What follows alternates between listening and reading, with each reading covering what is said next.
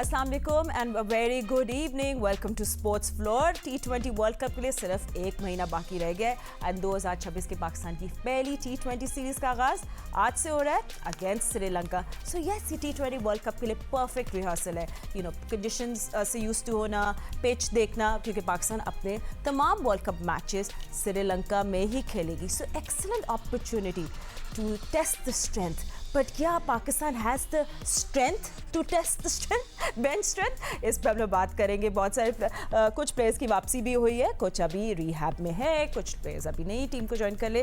तो सबसे पहले हम पाकिस्तान की स्क्वाड बता देते हैं। और yes, just before that match के कुछ फैक्ट्स के 6:30 बजे Pakistan standard time all action will begin. तो 6 बजे टॉस होगा और हम उसके प्री मैच एनालिसिस करेंगे। और इससे पहले मैं अपने एनालिस्ट को इंट्रोड्यूस करूँ, जल्दी से आपको दोनों टीम्स के स्क्वाड दिखा देते तो आप भी फेमिलियर हो जाए ऑफ यू नो हु। यहाँ से अब हमारी प्लेइंग 11 बनेगी। सलमान अली आगा अपनी पहली सीरीज खेल रहे हैं Sri Lanka. We have Abdul Samad, Fakhar Zaman, Khawaja Nafay, Sahibzada Farhan, Saim Ayub, Usman Khan, Faheem Ashraf, Mohammad Nawaz, Shadab Khan, yes return of Shadab Khan, Abrar Ahmed, Mohammad Wasim, Naseem Shah, Salman Mirza and Usman Tariq. हम जल्दी से क्विक रन हम लोग श्रीलंका का भी कर लेते हैं। लेट्स सी यू नो कि इनके कैप्टन का है, यू नो इन पे भी बहुत सारी नज़र शनाकत पे, like can he do it? And big question this time out, and सब एनालिस्ट से हम ज़रूर पूछेंगे, क्या आप वर्ल्ड कप को लीड कर सकते हो, वर्ल्ड कप साइड को लीड कर सकते हो without winning games as a player?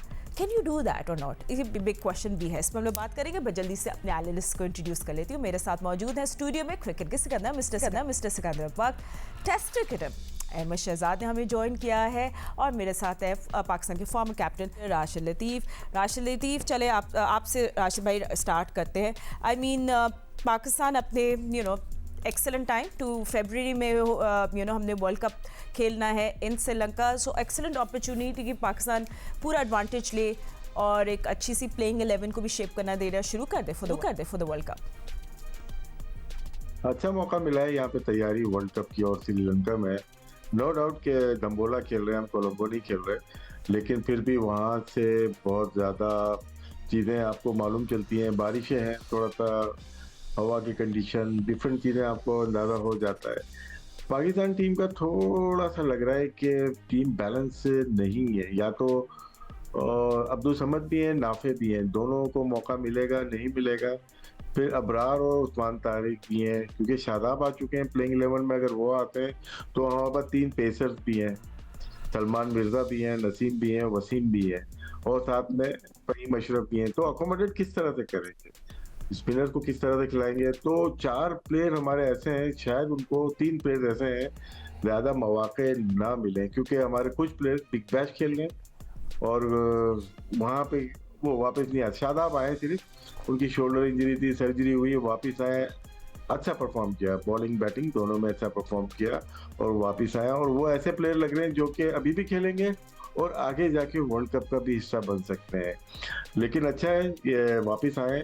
लेकिन मुझे स्पिनर का कंसर्न है कि शादाब के आने के बाद हम 2 में से एक स्पिनर को शायद प्लेइंग 11 में ना ले, या तो अबरार होंगे या तो उस्मान तारिक। अच्छा राशिद, थोड़े कंडीशंस की बात करें तो I am interested to know कि इस वेदर में लाइक दम्बोला में किस तरह का आप यू नो कंडीशंस होगी, स्पेशली फरवरी में। आई मीन थोड़ी ड्राई सरफेस।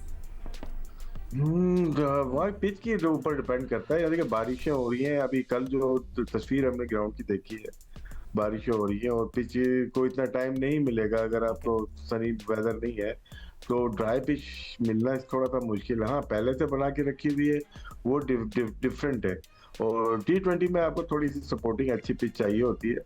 और दम्बोला थोड़ा दूर है, शहर से दूर, एक खुली जगह पे मतलब ये ग्राउंड बना था जहाँ तक मुझे याद है। और यहाँ की पिच वनडे हमने खेले तो 200-250 रन इनफ होते थे, लेकिन इसका अंडर लाइट्स खेलना वहाँ पे किस तरह से होगा वो वक्त से पहले सारी चीजें मेरे ख्याल से, क्योंकि definitely less dew than Colombo. जैसे कोलंबो से कम ड्यू होती है। मैंने पहले जो मैचेस कुछ महीनों पहले देखे थे। सो बिल्कुल आप सही कह रहे हैं about the conditions. सिको, let's talk about the squad and playing 11, क्योंकि ऑब्वियसली हम काफ़ी टाइम के बाद शो कर रहे हैं। सो बड़ा लोगों के अंदर इंटरेस्ट है कि आप क्या समझते हैं इस प्लेइंग 11 के बारे में, और क्या हम आइडेंटिफाई आप कर सकते हैं कि पाकिस्तान के स्क्वाड में अभी स्ट्रेंथ्स क्या, मतलब कौन पाकिस्तान की स्ट्रेंथ है इस स्क्वाड में?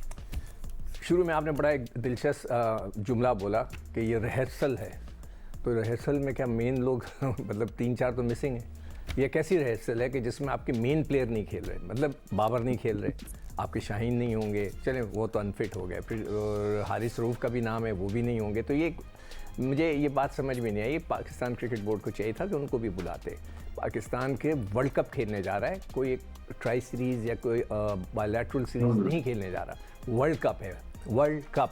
तो इसमें हमारी पूरी टीम को होना चाहिए था ताकि हमें पता चलता। अब आपने स्पॉट की बात की, देखिए पिछले 20 मैचों का मैंने डेटा निकाल के रखा हुआ है, आप किसी का भी पूछेंगे मैं बता दूंगा। 20 मैच से मुराद है कि जो ट्राई सीरीज़ दुबई में शुरू हुई थी उससे लेकर ट्राई सीरीज़ जो ख़त्म हुई उसके 20 मैच, और उसके अलावा मैं आपको थोड़ा सा परफॉर्मेंस बता दूं कि जैसे अभी दुबई में जो ट्रॉफ़ी ख़त्म हुई है उसमें फ़खर खेले थे, 12 मैचों में उन्होंने सिर्फ 260 रन किए हैं। उनकी जो है इतने मज़ेदार परफॉर्मेंस नहीं, हसन नवाज़ को तो भूल जाएं, वो तो खेल ही नहीं रहे।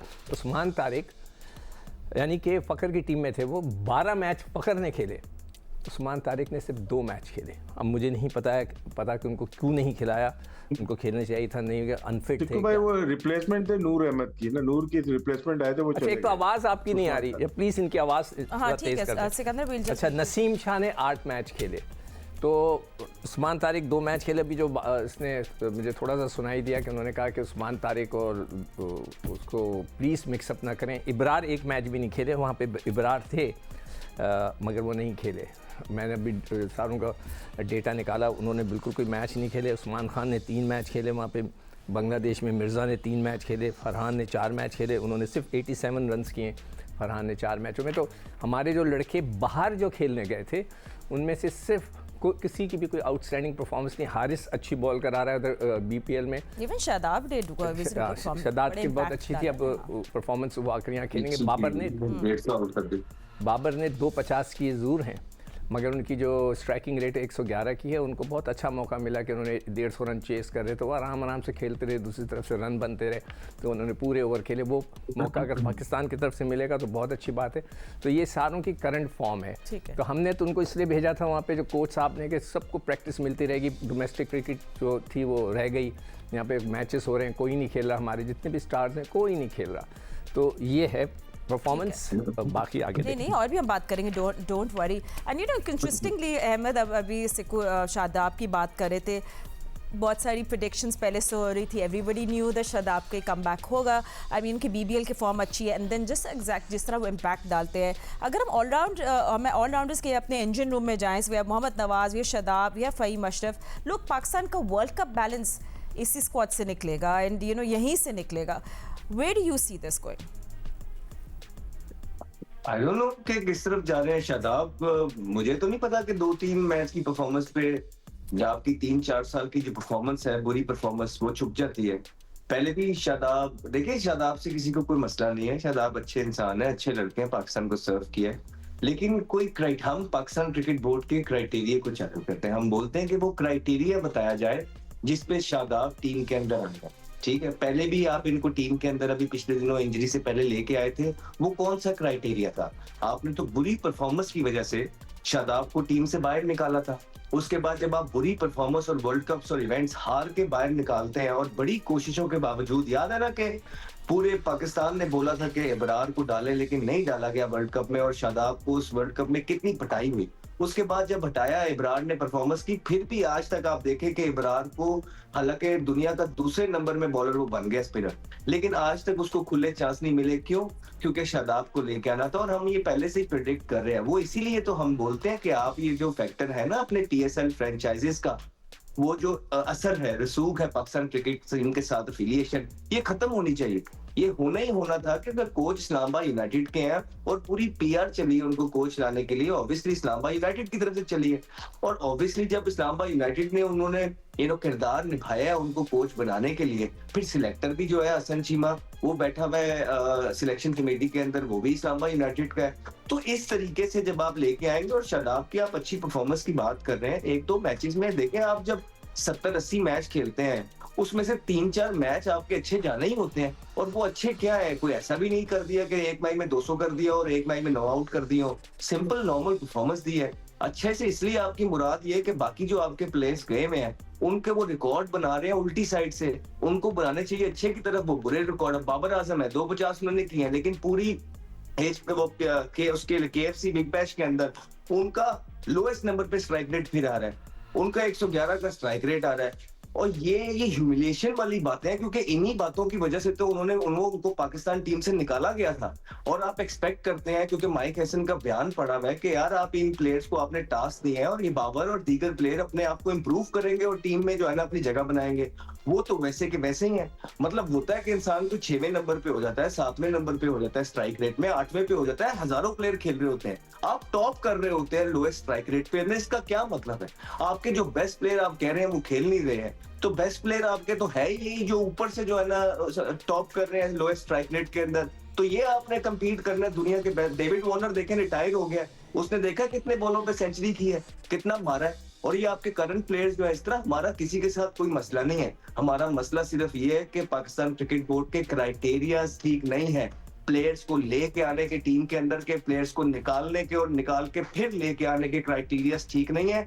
और पाकिस्तान क्रिकेट टीम जो है मीडियोकर्स को टारगेट कर रहा है। वो ये है कि जी श्रीलंका से जीत गए, वो तो बेचारे वैसे ही हारे हुए हैं। जिम्बाब्वे से जीत गए, वो वैसे ही हारे हुए हैं। आपने ऑस्ट्रेलिया को किस तरह बीट करना है, उनकी फुल फ्लैश साइड को, और कंसिस्टेंटली किस तरह करना है भारत को बीट, आपने उसके प्लान बनाने हैं। और उसके प्लान मेरिट पे बनते हैं, सेंस से बनते हैं, विजन से बनते हैं। इस तरह नहीं कि आपके पास प्लेयर ही कोई नहीं और घूम फिर के आप सिर्फ जो है ना मलबा डालने के लिए लोगों को जो है ना और ओब्लाइज करने के लिए टीम के अंदर लेके आए। Sorry. So basically, you know, it's all haywire. मतलब एक हम लोग कंस्ट्रक्टिव एक सही प्रॉपर एक फुल फ्लेज हम टीम नहीं देख रहे। सो आई थिंक कॉन्वर्जेशन पे राशिद भाई इस पे मूव होती है कि सलमान अली आका की लीडरशिप ऑफ कोर्स रिजल्ट्स तो दे रही है, बट क्या हमारी, लेट्स टॉक अबाउट बैटिंग, क्या हमारी बैटिंग वर्ल्ड कप लेवल की है या नहीं, ये एक बिग क्वेश्चन है। And then again Salman Ali Agha के नंबर्स हिमसेल्फ, आई मीन कि वो एंकर का रोल प्ले कर रहे हैं, he is a gap filler.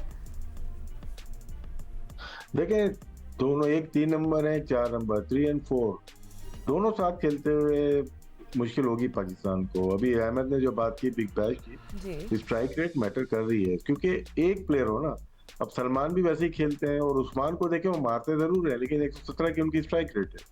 और सेम चीज अगर देखें 112 115 की सलमान अली आगा, और लास्ट ईयर से अब तक देखते हैं बाबर आजम की भी कम नजर आ रही है। तो दोनों को साथ खिलाने का डिसीजन मैनेजमेंट का है। हमने यही कहा है कि कोई ऐसा प्लेयर 3 नंबर पे खेले जो स्ट्राइक रेट को मैनेज कर सके, मेंटेन कर सके। अगर साहबजादा फरहान खेलते हैं, उसको मेंटेन करके 140 की स्ट्राइक रेट से आगे लेके जाते हैं टाइम के साथ, उसके बाद गेम को रुकना नहीं है। जिस तरह से ऑस्ट्रेलिया ने गेम तेज चल रहा होता है, स्ट्राइक रेट तेज हो रही होती है, 3 नंबर 4 नंबर कंसर्न रहेगा पाकिस्तान का। सुनने में यही है कि सलमान अली आगा शायद 3 नंबर पे बैटिंग करें, यहाँ पे 3 नंबर बैटिंग करें, इस सीरीज में रन भी बनाएं और उसको अपने स्ट्राइक रेट को भी तेज लेके जाएं, क्योंकि इतना आसान नहीं होगा जो पिचेज हैं वहाँ पे। तो मेरा यही मशवरा है कि दोनों में से एक प्लेयर खेलता है, और कप्तान है सलमान अली आगा वर्ल्ड कप के, तो वो तो लाजमी खेलेंगे। बाबर का थोड़ा सा मुझे लगता है कि थोड़ा सा मुश्किल लगेगा कि वर्ल्ड कप में उनकी शमूलियत हो। बिल्कुल ये आगा, मैंने राशिद जो 20 मैचों का डेटा निकाला हुआ है उसमें आगा की स्ट्राइकिंग रेट 106 है। हो सकता है मैं एक आधा नंबर ऊपर नीचे हो गया, और बाबर की है और बाबर की 117 की है। और वहाँ पर जो बात होती है कि जी स्ट्राइकिंग रेट सब देखते हैं कि जी हम तो परफॉर्मेंस देखते हैं, तो स्ट्राइकिंग रेट इन दोनों की जो आपने बात की ना कि हमारा मिडिल ऑर्डर में और जो 2 लड़के हैं उनकी ये स्ट्राइकिंग रेट है। और जो स्ट्राइकिंग रेट उनका BBL में वो भी अहमद ने भी जिस तरह बताया, मैंने भी वही बोला कि जो 150 रन का चेस करना है तो वो तो पूरा एक एंड उन्होंने ब्लॉक किया, मतलब दूसरी तरफ से मार पड़ रही थी, वो आराम से करके निकल गए। उधर भी 111 की उनकी स्ट्राइकिंग रेट है। तो ये 2 लड़के हमारे ऐसे हैं जिनके 111 की जो सबसे अच्छी स्ट्राइकिंग रेट है वो 131 है फ़हीम की, और 129 है फरहान की, और साइम की 125 है, और मोहम्मद नवाज़ की जो है वो 130 है। बाकी सब 120 के अंडर में है, कोई भी उससे ऊपर नहीं है। भाई ये जो टॉप के प्लेयर हैं जो उनके स्ट्राइकिंग रेट है। और जो बात उसने की है मैं टोटली उससे एग्री करता हूँ कि हमारा क्राइटेरिया सिलेक्शन का क्या है। मुझे सिर्फ ये बताया जाए कि एक लड़का नापे, वो जैसा भी होगा, 5 फर्स्ट क्लास मैच खेला हुआ है अपनी ज़िंदगी में, 300 रन है उसके, 300 रन 5 मैच, वो कैसे आ गया? और ये जो आपने डोमेस्टिक क्रिकेट कराई, जिस लड़के ने 1000 रन के टॉप किया, वो कहाँ चला गया? भाई आप कहाँ से सिलेक्शन करें? मुझे तो बिल्कुल अहमद की बात को मैं सेकंड करता हूँ कि हमारे सिलेक्शन का कोई क्राइटेरिया नहीं है। मैं तो क्रिकेट बोर्ड को फिर एडवाइस करूंगा, 2 दफ़ा पहले दे चुका हूँ, प्लीज़ ये डोमेस्टिक क्रिकेट बंद कर दे। आपका जो हाई परफॉर्मेंस सेंटर है उधर लड़कों को बुलाएं, उनको खिलाएं पिलाएं, उनको ट्रेनिंग कराएं और बस उसी में से सिलेक्शन करें। मुझे सिर्फ ये बता दे, समझ है टीम के अंदर उसने एक मैच नहीं खेला पिछले 20 मैचों के अलावा। ठीक है, और अब आगे बाकी मोर कन्वर्सेशन। अब जैसे राशिद भाई करे थे, वापस थोड़ी इस पे बात करेंगे। क्या प्रोज एंड कॉन्स है सलमान एट नंबर 3, एंड वो जरूर मैं अहमद से पूछूंगी to really break it down for us कि क्या what are the good pros and cons. But ये छोटी सी एक ब्रेक के बाद हम क्विक ब्रेक ले लेते हैं मोर hard panel, end of course हम उनको बोलेंगे आज की अपनी प्लेइंग 11 को थोड़ा शेप दें और हमारे साथ शेयर करें। But will just see you in a moment, don't go anywhere. Welcome back after the break. हम लोग बात कर रहे थे प्रेस कॉन्फ्रेंस के। Ahmad, let's come straight to you and Shaheen Shah Afridi की बात करते हैं। निबला, मेरा MRI का जो स्कैन हुआ है उसमें उनकी इतनी ज़्यादा सीरियस इंजरी नहीं है, so he is hoping for a come back, but he did not really have a good time, और let's say the performance was not up to PBL। जी बिल्कुल, it's a sign of concern. आप देखें कि ये सारे तमाम players वही हैं कि जिनको अपॉर्चुनिटीज के बाद अपॉर्चुनिटीज मिल रही हैं, और ये कहा जा रहा है कि तैयारशुदा बॉलर्स मौजूद नहीं है और इस तरह खिलाया जा रहा है।